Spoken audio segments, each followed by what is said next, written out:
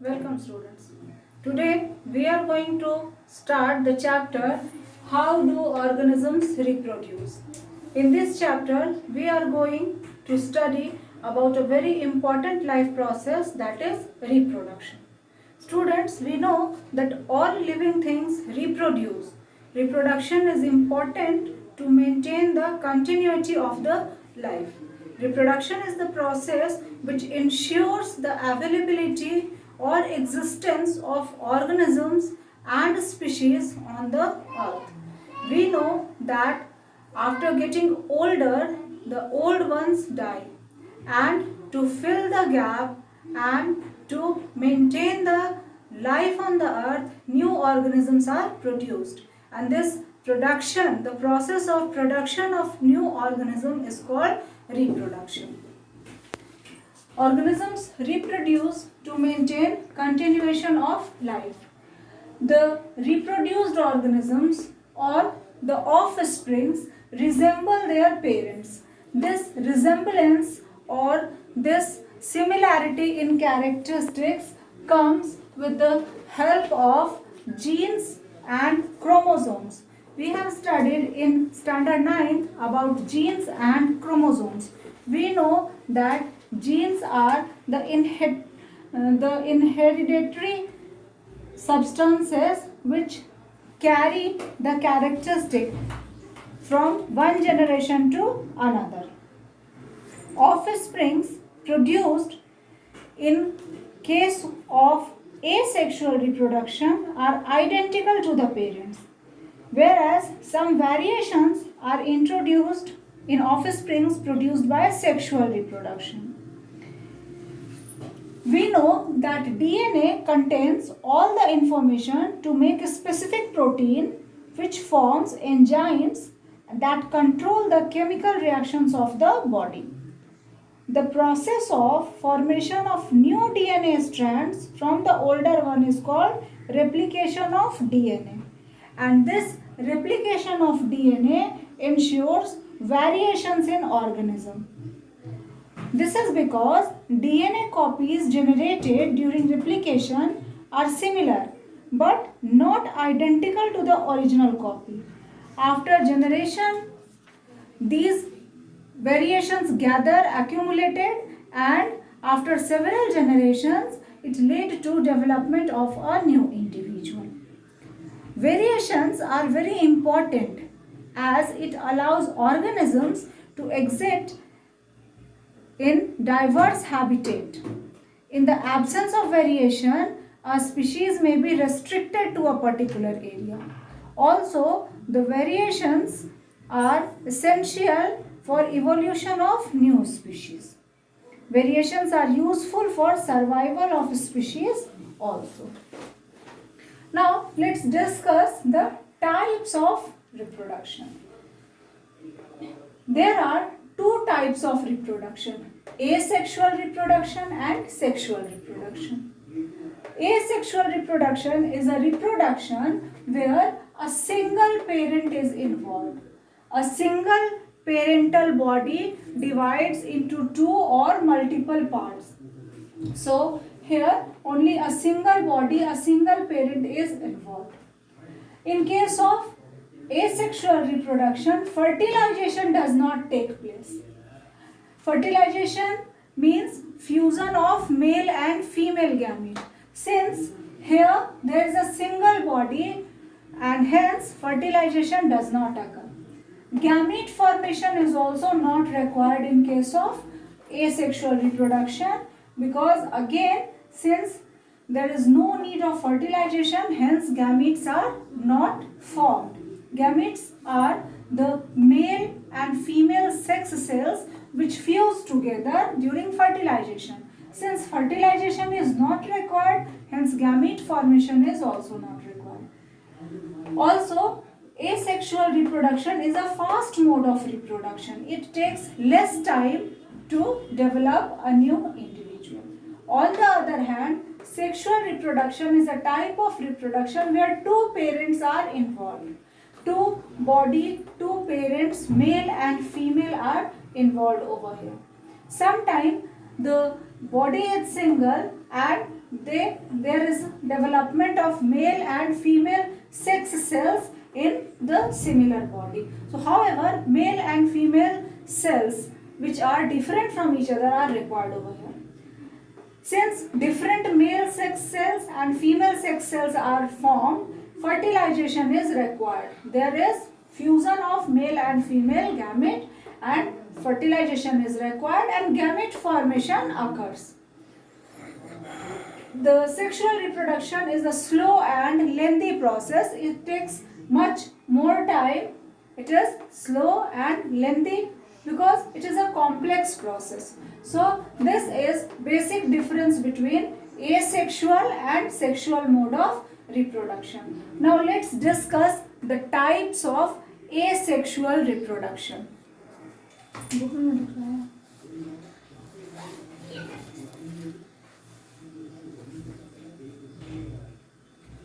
Following are the types of asexual reproduction. The very first type of asexual reproduction is called fission. Fission is a very common and the simplest method of asexual reproduction found in unicellular organism.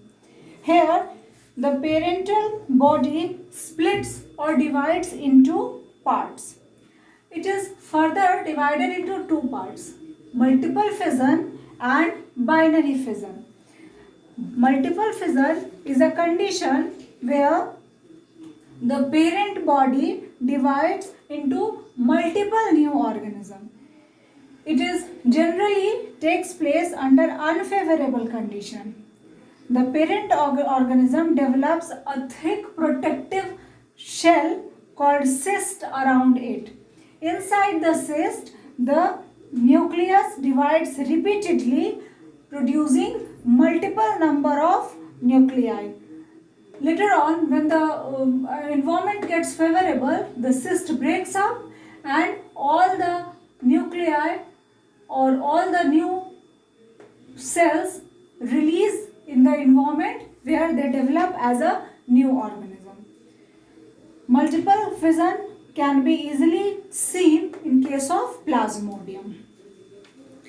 In case of binary fission, the organism divides its body into two pieces.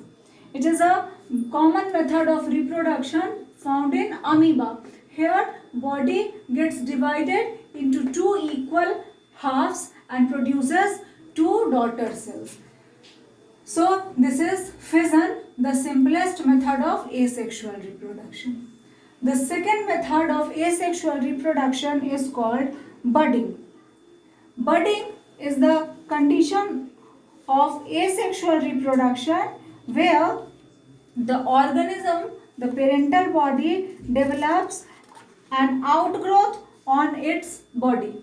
This outgrowth or bud develops in form of projection, and after complete development it gets detached from the body and develops as a new individual. Budding is a method of asexual reproduction in yeast and hydra. The next type of asexual reproduction is called fragmentation. Fragmentation is found generally in elongated algae which are filamentous. Here the elongated filamentous body breaks up into pieces and each piece eventually develops as a new individual. It is found in algae such as Spirogyra. The next type of asexual reproduction is called spore formation. In this method, units which are microscopic and reproductive in nature called spores are produced. So, hundreds of microscopic spores are produced inside the plant, and when it bursts, the spores spread into air. These airborne spores land on food, soil, water, and under favorable condition each develop as a new individual. Most of the fungi like rhizopus, bacteria and non-flowering plants such as ferns and mosses reproduce by the method of spore formation. The next method of asexual reproduction is called regeneration. Regeneration is the method of reproduction where when the body accidentally splits into pieces, each piece eventually develops as a new individual. Many fully differentiated organisms have the ability of regeneration. Means they give rise to new individual organism from their body parts. It is found commonly in case of Hydra and Planaria. But reproduction by the method of regeneration can occur in only those organisms which have simple body organization. In complex organism, regeneration cannot produce new individual. Only it may lead to the production of lost body parts, as we can see in case of lizard. When the tail of lizard is lost, a new lizard is not formed. However, in the lost part, tail arises. So in this case, regeneration cannot be considered as a method of reproduction. It is because in higher organism, the body organization is much complex and it is not possible to form another body with sampling of a few cells, tissue or organ. So these are some types of asexual reproduction. There is one more important type of asexual reproduction called vegetative propagation. It is another method of asexual reproduction called vegetative propagation or vegetative reproduction. It is a method of asexual reproduction found in plants, in higher plants.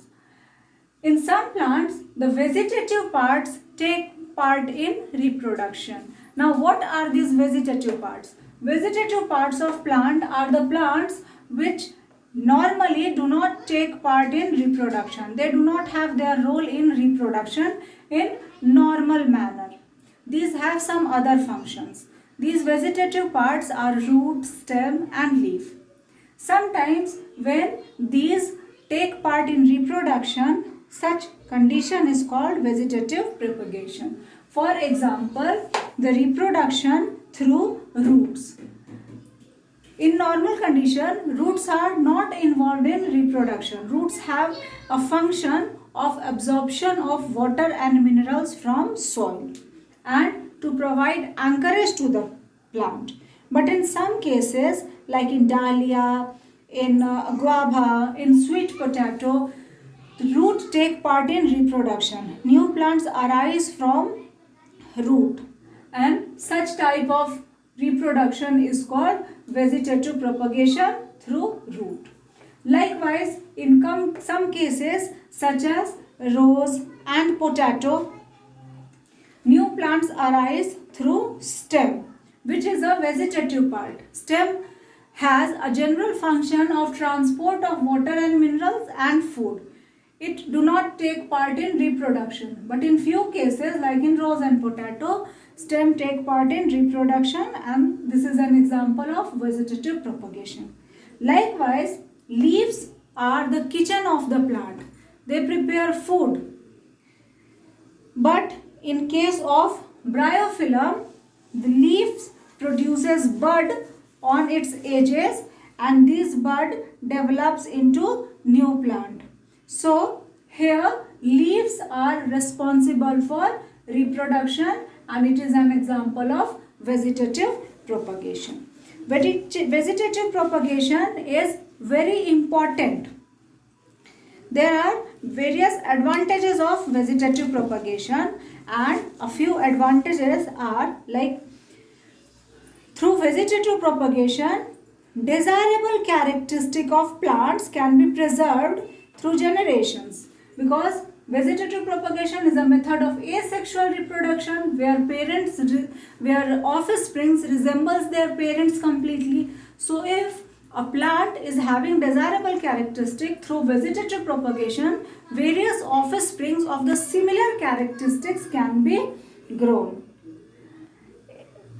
Vegetative propagation has advantage in case of seedless plants like rose, sugarcane, banana, grape, etc.